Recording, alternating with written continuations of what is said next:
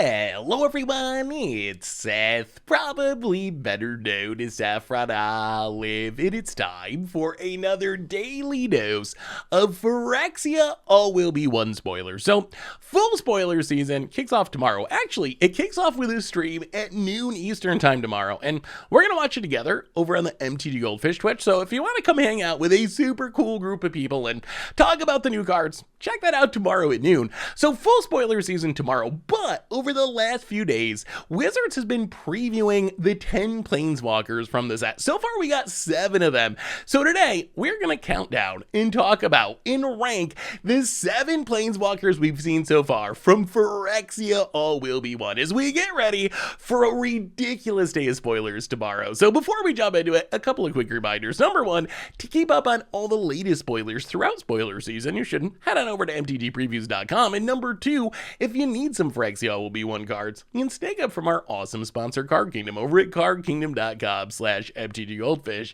Anyway, let's rank the 7 Planeswalkers we've seen so far from Phyrexia All Will Be One. First up, at the bottom of our list, we got Koth, Fire Resistance.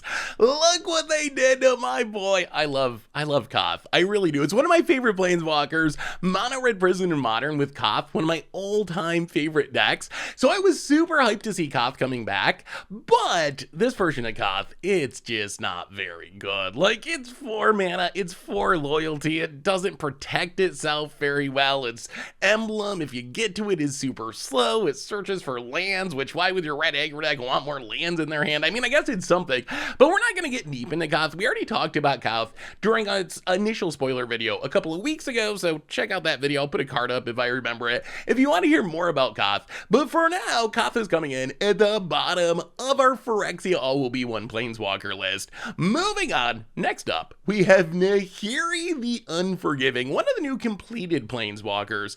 So our new Nahiri, it is 4 mana, except one of that is a Boros completed hybrid mana. So you can cast it for 3 mana if you want to. At 3 mana, it has 3 loyalty. At 4 mana, it has 5 loyalty. Its abilities +1 until your next turn. Up to 1 target creature attacks a player each combat at Fable.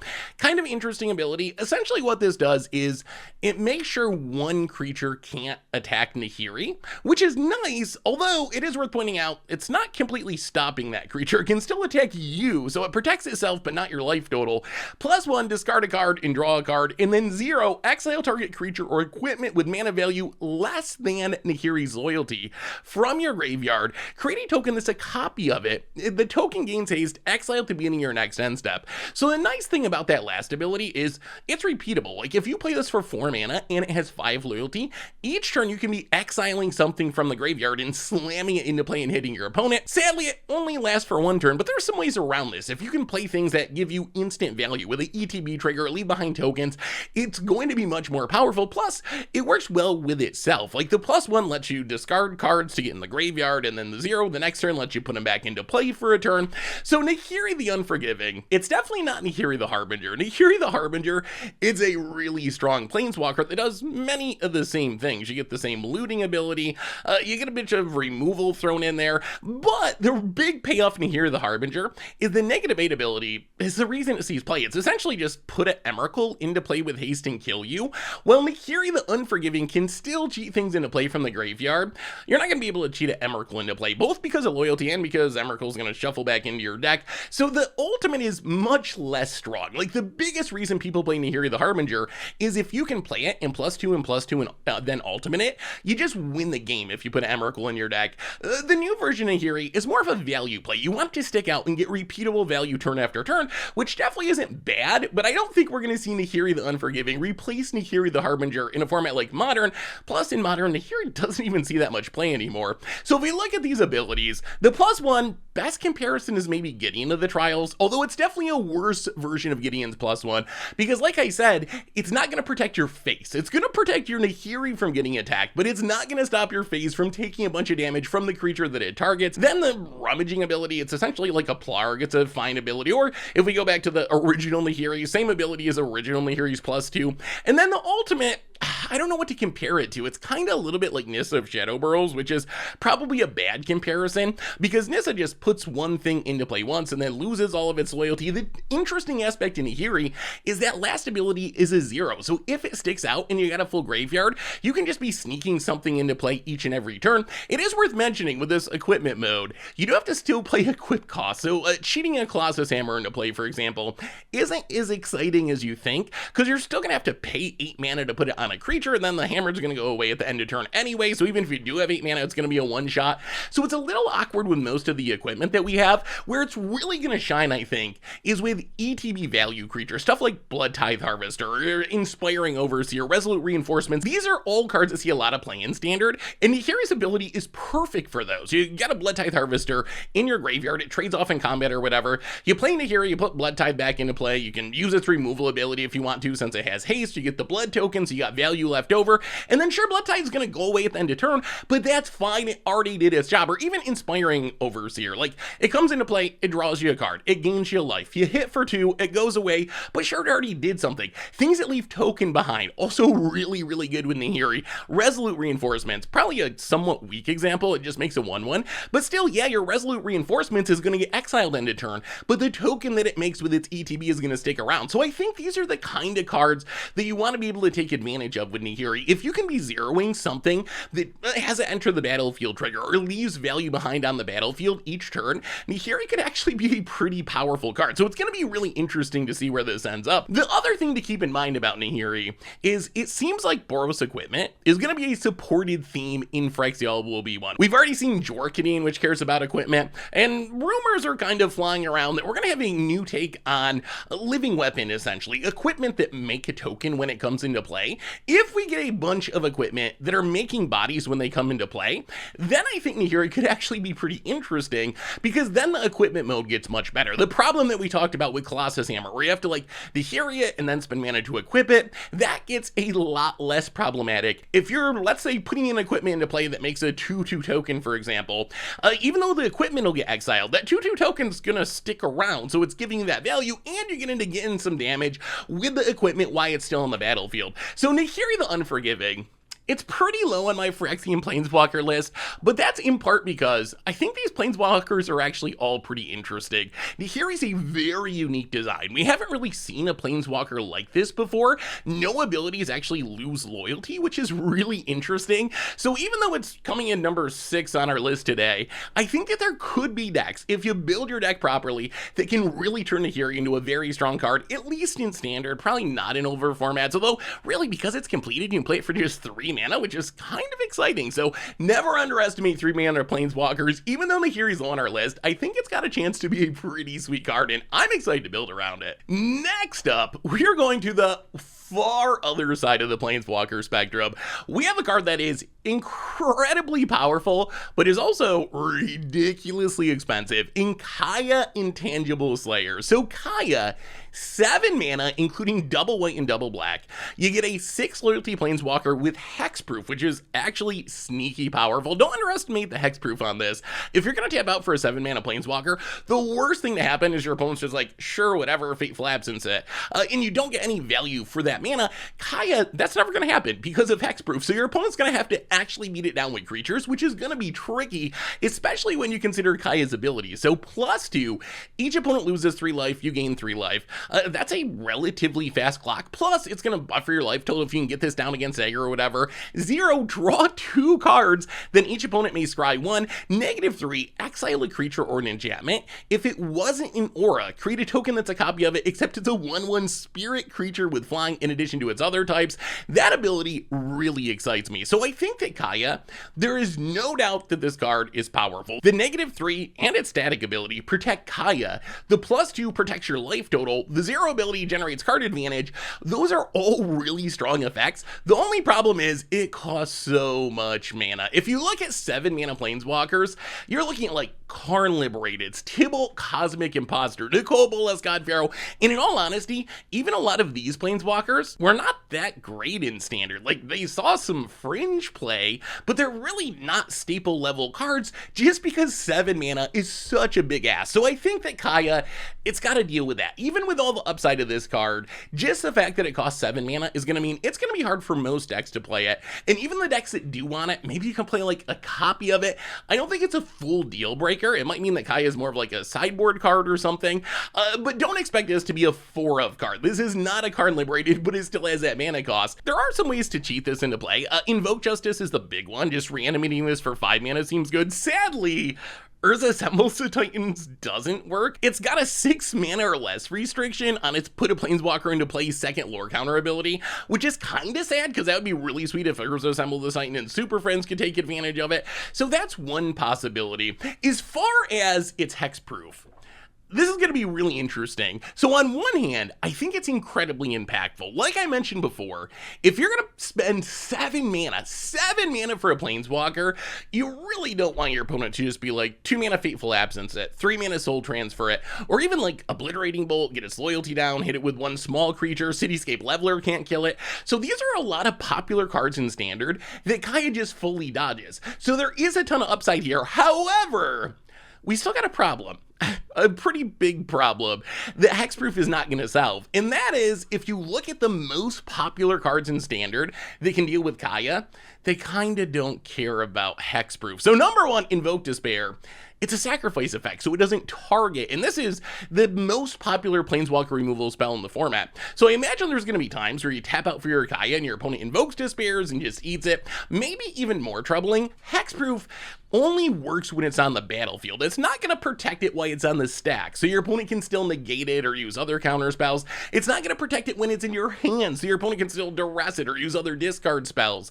So even though hexproof is really good at protecting from some things, there are very popular cards in Standard that just really don't care, that are going to deal with it in other ways, which I think might mean this is more of a sideboard card than a main deck card, or maybe a one-of main deck card. That said, if you look at these abilities, they're good, like we talked about before. Like, buffing your life total, that's going to be great. Drawing 2 cards a turn, that's kind of absurd. And then the ultimate, that's my favorite ability by far. It's kind of like this weird mini fractured identity where you can only hit creatures or enchantments, but when you look at Standard, imagine sniping your opponent's Shieldred and getting your own. Or even better, sniping your opponent's Fable the Mirror Breaker. You get a 1/1 spirit copy of it, but it's still going to make the Goblin when it comes into play. Or sniping your opponent's Wedding Announcement. It's like straight up 2-for-1 on a stick, or in the future maybe Elishnorn.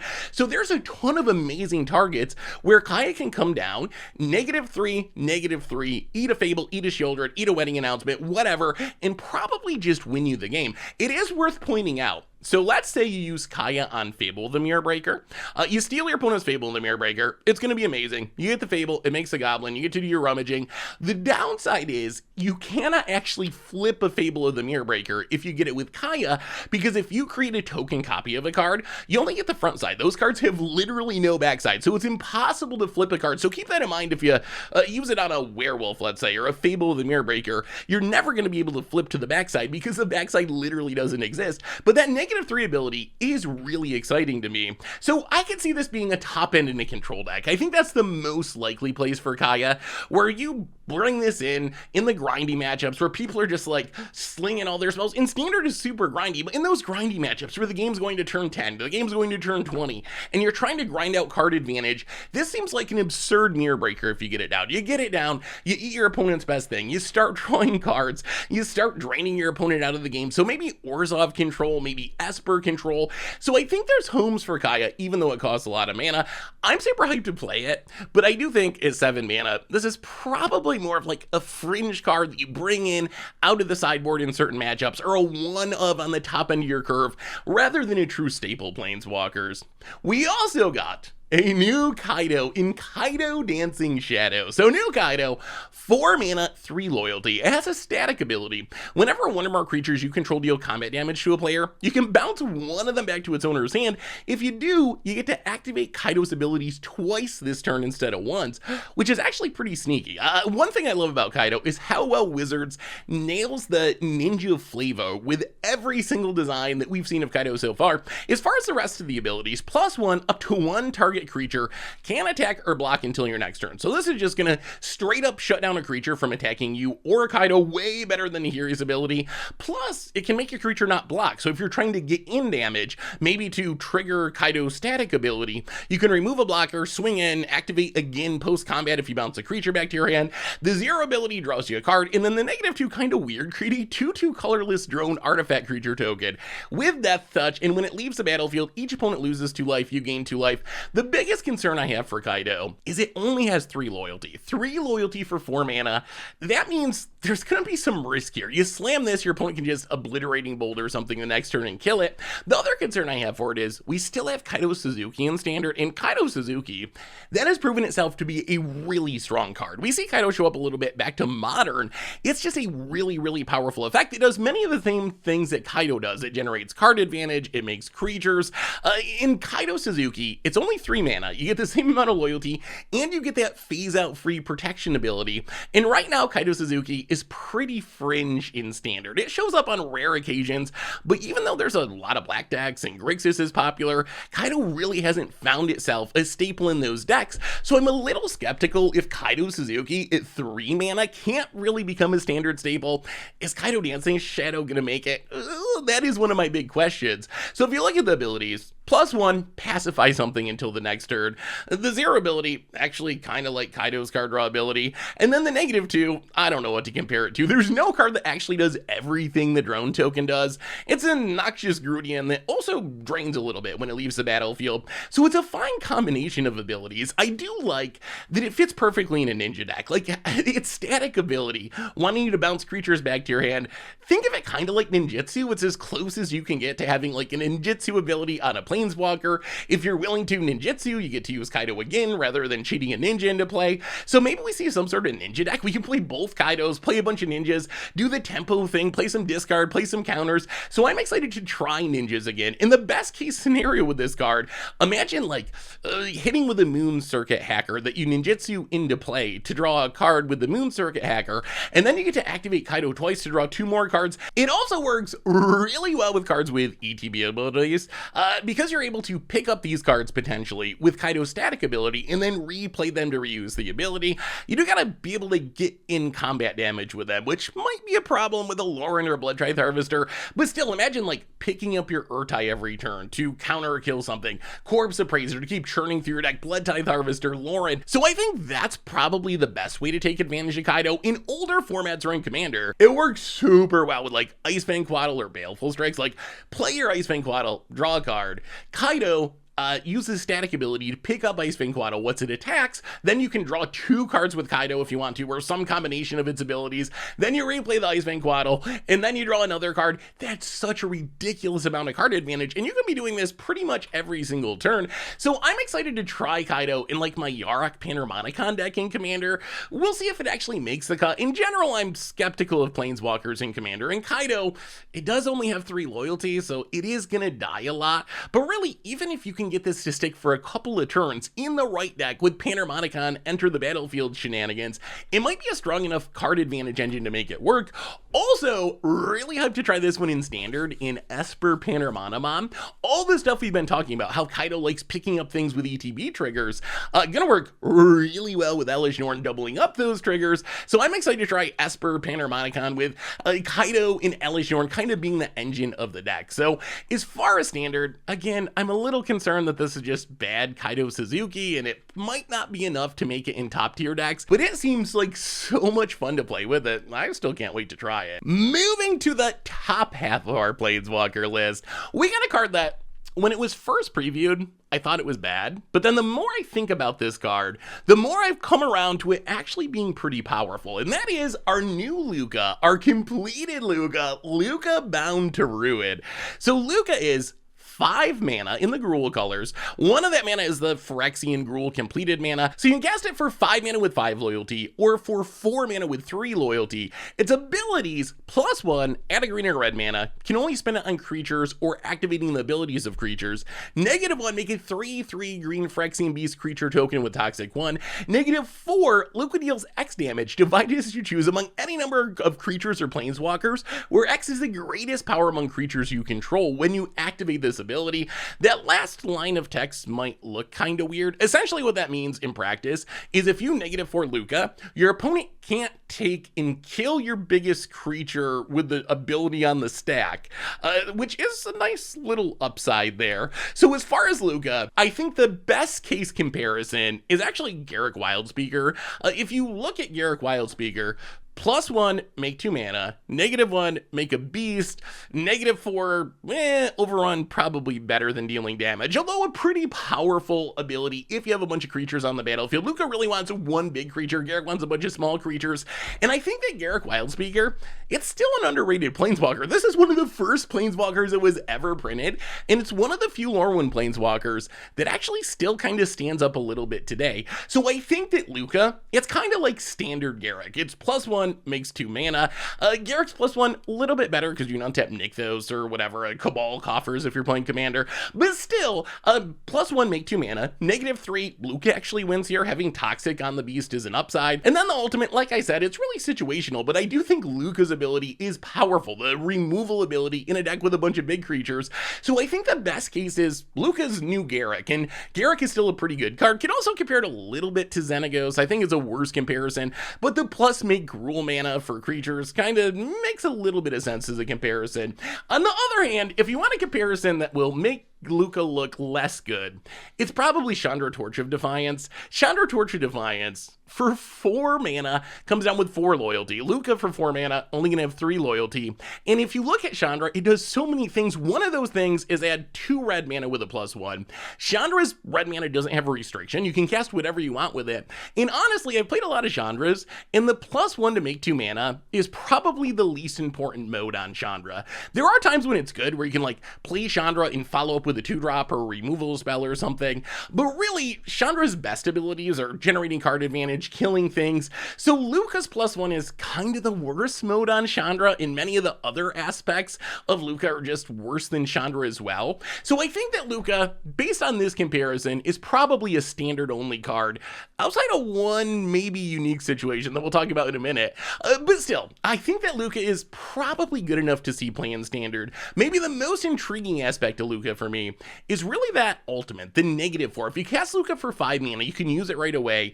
If you cast it for 4 mana, you do have to +1 once and keep it alive, but it's essentially Monstrous Onslaught, where you can be wrathing away your opponent's board if you have a big creature. So in the dream world, you're like playing a Galta for 2 mana, then you Lukka and you -4, and you essentially just wrath your opponent's board, build your own Gruul Plaguewind, wipe away all your opponent's creatures, smash him to death. Also really good with like Earthquake Dragon or Primeval Protector.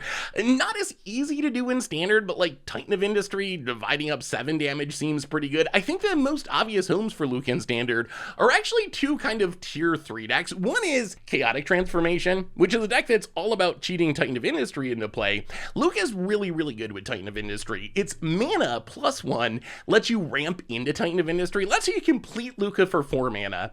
The next turn you make your land drop, you +2 Lukka, that's 7 mana, that's a hard cast Titan of Industry. Plus, in Chaotic Transformation, Lukka's -1 make a beast token gives you something that you can target with Chaotic Transformation to turn into Titan of Industry. So I think it seems like a really nice inclusion there. Could also see trying it in Invoke Justice, like Naya Reanimator, another deck that's all about getting to Titan of Industry. Lukka, again, really good at ramping into Titan of Industry. Plus, it gives you a backup plan of like making some beasts. And once you have Titan of Industry on the battlefield, Lukka's -4 becomes a very powerful removal spell, especially in a deck like Gruul that just doesn't have as good a removal. I could also see trying this in just like Gruul Beatdown, like using the mana Lukka makes to cast big Shivan Devastators, and then hopefully the next turn -4 Lukka to wipe out your opponent's stuff. We do have the pieces here. We haven't really seen Gruul take off in standard, but we have the pieces: Helana Elena, Gallagher, Shivan Devastator. If you just want to jam all the good Gruul cards together and put Lukka kind of on the top end of the curve, I could see that being a pretty good plan as well. The other place I'm really hyped about Lukka is in Bard class, in Pioneer in specific, but also like Explorer, even in Modern. I think this is a really good Bard class Planeswalker. So it's in the right colors. It's a Gruul card. Because of the completed mechanic, you can actually cast Lukka for just 2 generic mana if you have your Bard class leveled up, which is pretty powerful, especially when you consider then you can just +1 the Lukka to get 2 mana back. So it essentially makes Lukka a free spell if you follow it up with another spell with Bard class. So that also seems pretty good. And then Lukka adds something unique to the deck, which is removal. If you look at Bard class decks, they really want to be almost exclusively legendary creatures and legendary permanents because you really want to max level your Bard class and then just kind of storm off through your deck, cast your entire deck drawing cards with Bard class. Lukka fits that plan. It's a legend that's going to trigger Bard class to draw you more cards. It's going to make back the mana, but it also is a pretty powerful removal spell if you can get a big creature on the battlefield. So I think that's the most obvious home in older formats. So Lukka Bound to Ruin, I kind of like this card. Like I said, my initial gut reaction was, I don't think this is very good, but the more I thought about it, the more I came around to this being kind of like the 2023 Garruk Wildspeaker with some interesting upsides for standard and some potential implications in older formats. Like Commander, that -4 seems really good in a Gruul deck with big creatures. In Modern or Pioneer, the Bardcast implications. So Lukka, keep an eye on this one. It might be a little better than you think. Next up, we got a pretty absurd white Planeswalker in the Eternal Wanderer. So Eternal Wanderer, not a completed Planeswalker, so it gets a static ability. It's 6 mana, 5 loyalty, says no more than 1 creature can attack at each combat, +1, exile up to 1 target artifact or creature, return that card to the battlefield under its owner's control at the beginning of the next end step, so essentially a flicker effect. 0, make a 2/2 white samurai creature token with double strike, kind of bonkers, that's a very powerful token. And then -4, for each player, choose a creature that player controls. Each player sacrifices all creatures they control not chosen this way. So worst case, the floor on this is 6 mana almost Wrath. In some ways, this is actually better than a Wrath in a creature deck in specific because you get to choose for every player. So you get to choose your opponent's worst creature. They keep their random 1/1 token from Wedding Announcement. You keep your best creature, so you keep your Elish Norn, you keep your Sheoldred, your busted thing. That's kind of bonkers, and the Eternal Wanderer can do this right away. So worst case, this is this weird 6 mana Wrath, and then you have all these other synergies on top of that, the flicker effect, the token producing effect. If you want to look at comparisons, +1 kind of answer the Sojourner essentially.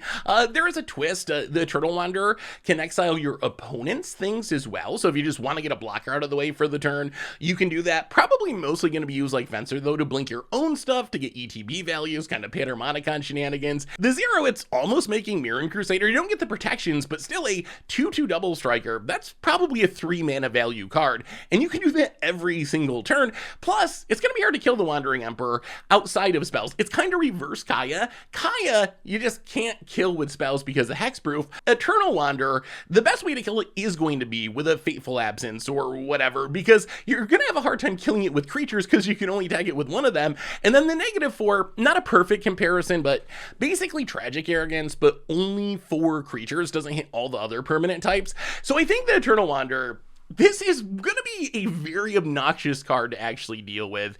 It reminds me a little bit of another 6 mana white Planeswalker that a decade ago saw a ton of play in Standard and then was kind of a Modern staple for a while and still shows up in fringe numbers now and then, but that's Elspeth Sun's Champion. Elspeth Sun's Champion was just ridiculously hard to kill. It comes down, it can wrath away all the big creatures. Eternal Wanderer comes down, can wrath away all except your opponent's one worst creature. Then it just floods the board with tokens and makes it really, really difficult for your opponent to actually get through. I think Eternal Wanderer is going to be similar to that because of the static ability combined with the Wrath ability combined with the double strike token ability. Outside of just using a Hero's Downfall on this or some other spell-based removal spell, it's going to be hard to get this off the battlefield. So I expect this to see a lot of play because of that. Most obvious, some sort of control deck where you just play this and wrath your opponent's board and start making tokens. It's kind of hilarious with the Wandering Emperor. The Wandering Emperor, really good at sniping typing one creature. So if you play the Eternal Wanderer and make it so only one creature can attack the Eternal Wanderer, your opponent's gonna have to swing their one creature towards it after you wrath away their board, and then use Wandering Emperor to snipe that one creature, and your opponent is gonna be really, really sad.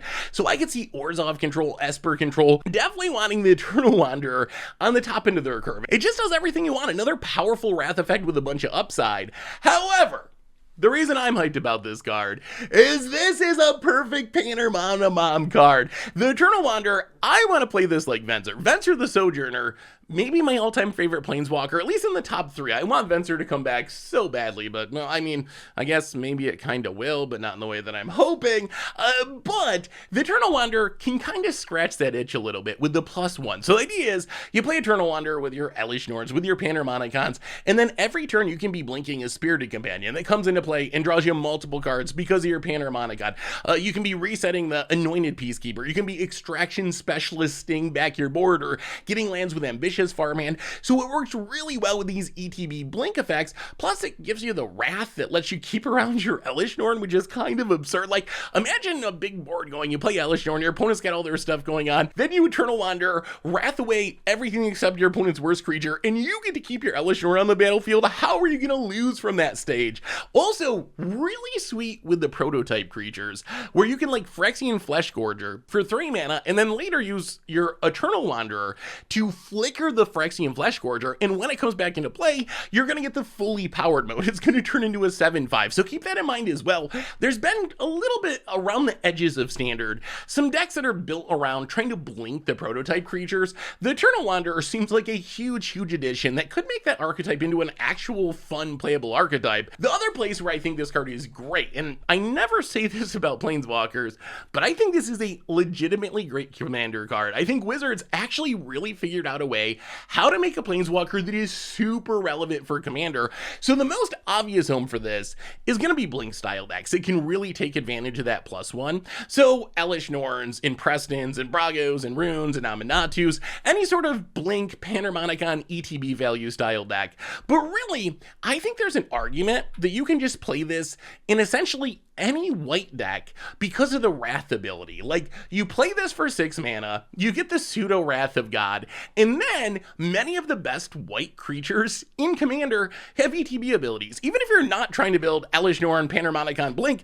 you're probably playing Sun Titan, you're probably playing Ketchup Ramp, like Knight of the White Orchid, you probably got Lauren, you probably got Karmic Guide. So just your average white deck is going to have good things to blink to get value out of it. So I think the Eternal Wanderer honestly could be an almost staple level commander card. The problem with Planeswalkers in Commander is they die a lot. You got 3 opponents that can kill the Planeswalker. So how do you make a Planeswalker that can actually be good in Commander? Well, the answer is have it do something impactful enough right away that makes it worth playing. And I think the -4 pseudo Wrath mode on Eternal Wanderer is exactly that. Like, you play it as a slightly overcosted Wrath, even if it immediately dies, and that's the only thing it does, that was fine. Plus, you get the upside that if it does stick around, you're blinking your Sun Titans and going off with your Panorama. So with the Eternal Wanderer, this card legit scares me. Thankfully, we do have plenty of spells that can answer it in Standard, but this seems like a nightmare to slog through with creatures. So if you're not playing Planeswalker removal spells, this is definitely a card to keep in mind. The Wrath mode happening the turn it comes down is kind of ridiculous. The token is really strong. Everything about this card to me seems very playable in Standard and in Commander, and I don't even think it's impossible that it could show up in the top end of the curve, kind of like Elspeth Sun's Champion in a format like Pioneer or maybe even Modern. So this card, it's just another really good Planeswalker. The hit rate on Wanderers is like off the chart at this point, and this is just another really good one. Coming in #1 on our Planeswalker list so far, we still got 3 more Planeswalkers to go, but that is Vraska Betrayal Stig. So new Vraska, it is a mono black completed Planeswalker, can be 6 mana for 6 loyalty, or if you complete it with that Phyrexian black mana symbol, can be 5 mana and 2 life for 4 4 loyalty. Its abilities, 0, draw a card, lose a life, and proliferate. So that 0